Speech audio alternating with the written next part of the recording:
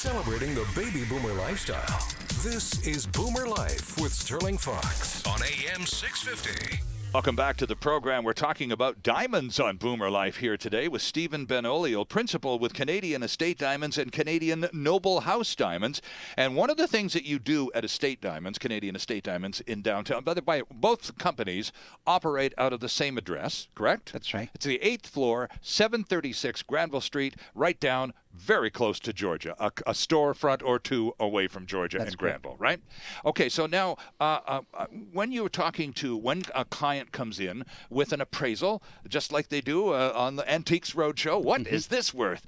And you know, it's garage sale season. You know, as people go around and they just, oh, that looks interesting. I wonder what that would be worth. They pay $6 and, you know, find out something is worth, you know, $25,000 or something like that. Have you ever had someone come into you and go, I paid, you know, $6 for this at a garage sale, tee-hee-hee, and they find out that, to their astonishment, it's worth quite a staggering number.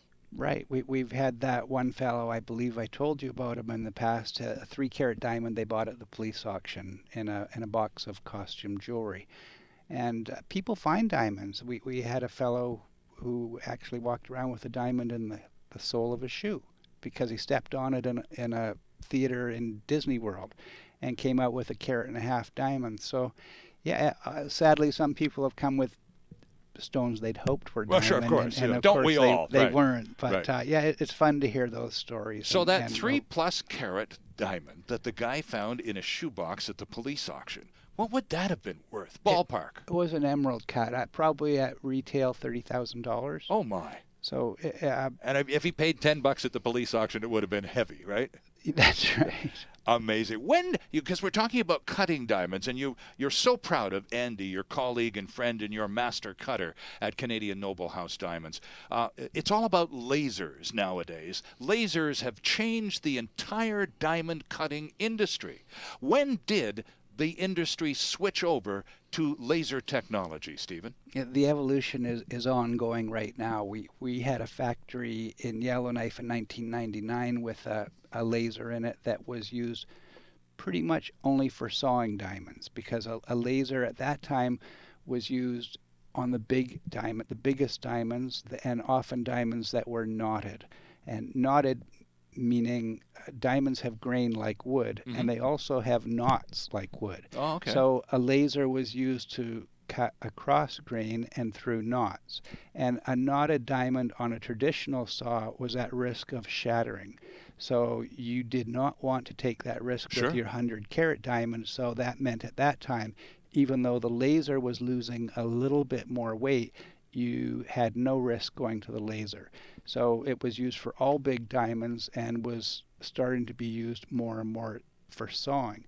So since 1999, the diamond lasers have evolved to the point where they shape, which is that's called brooding, and around brilliant, which is rounding it, and it used to be done on something like a lathe. And they block. And blocking is the first 8 facets top and 8 facets bottom. And those 3 steps, the sawing, the brooding, the blocking, are really 80% of the weight that's lost in diamond cutting and 80% of the labor. So the part that is the art of is the brillianteering, which is the finishing of the diamond. That's the part that will stay in the hands of a master cutter, maybe in perpetuity, but especially in fancy cuts for a long, long time. Right. So how we arrived at Noble House to the cuts that we do started with a princess cut. And Andy, in the factory in the north, as I told you, he was always about making a more beautiful and a perfectly cut diamond. And fancy shapes were swindled more, and perhaps still are swindled more than any diamond shape in the world. The reason being, the industry had decided this is the perfect model in a round brilliant, but that still has not been determined in fancy shapes, some fancy shapes at least, and especially new ones. So a princess cut has been one of the most popular fancy shapes of the last 20 years, but realistically still the most swindled diamond in the world. And the reason being, if you think of a diamond crystal or octahedron being 2 pyramids base to base, the way to realize the most weight for a princess cut is to saw that right in the middle, giving you the 2 biggest diamonds. that were in that crystal and the most profit. And as such, especially in the past and still often today, still usually today, a princess will have, I call it a table the size of a skating rink, meaning that it has a very large table which will give it lots of brilliance at a cost to dispersion and scintillation, which are the colors and the sparkle. Okay. So Andy took the princess cut, and we call ours the design patent that we've done today, Tiana, which is named after my youngest daughter.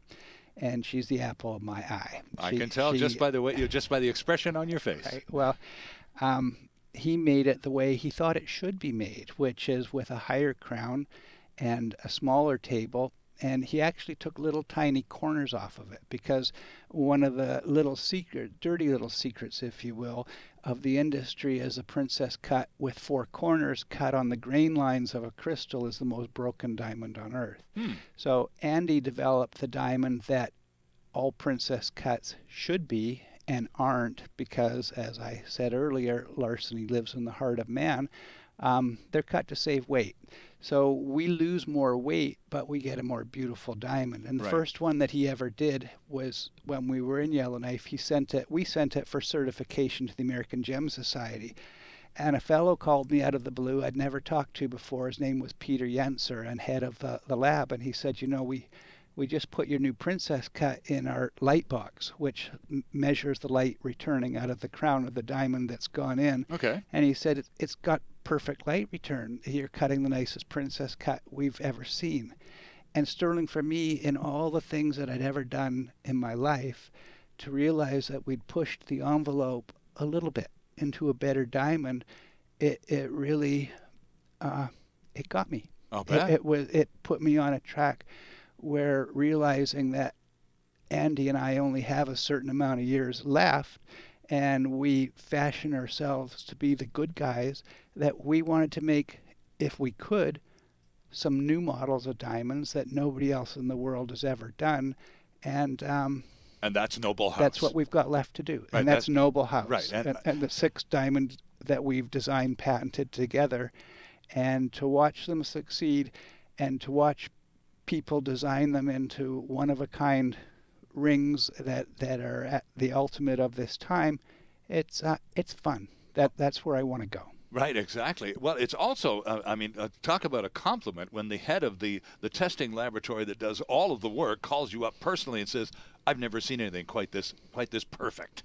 Right. Well, okay then. So I can honestly say that for the next 10 years in Vancouver, in a small way, people will be able to buy some of the finest diamonds of the modern era. Now, let's talk about those labs. You've knocked the socks off the guys down there at one of the labs. Which one of the 2 was that? The American Gem Society, okay. The AGS. All right, and what's the other one? Because there are the 2 Gemological Institute of America. So these are the 2 types of certification that diamonds need to have real value on an open market, correct? Right. And that would be for virtually every diamond over half a carat today. If it doesn't have one of those 2 certificates, you should wonder why. Okay. Do you need one or the other, or is both ideal? One or the other. They're both respected as the best 2 in the world. Okay. And everything else is suspect. So please, I know I've said this before, but the GIA made the grading scale that every other lab in the world uses, and the AGS defined perfection in a cut before the GIA. So that's how they earned their place in the industry. They still deserve it, and you deserve one of those certificates with your diamond. Are there? I gather, I'm trying to read between the lines, and I'm inferring that there are other types of quote certification in the marketplace that don't hold that kind of credibility that the 2 that you've just described do. That's right. These are both non-profit labs. They have no interest in saying anything but an objective opinion. There are other for-profit labs that really serve the industry at a cost to the consumer, and you don't want one. It's not telling you the truth. Right. Talk to the pros and deal with the pros. We're talking about the Canadian Estate Diamonds and Canadian Noble House Diamonds pros, today represented in the person of one Stephen Ben Olio, and we'll be back with more Diamonds 101 here on Boomer Life on AM 650. Canada's only weekly radio show dedicated to the baby boomer lifestyle. This is Boomer Life on AM 650.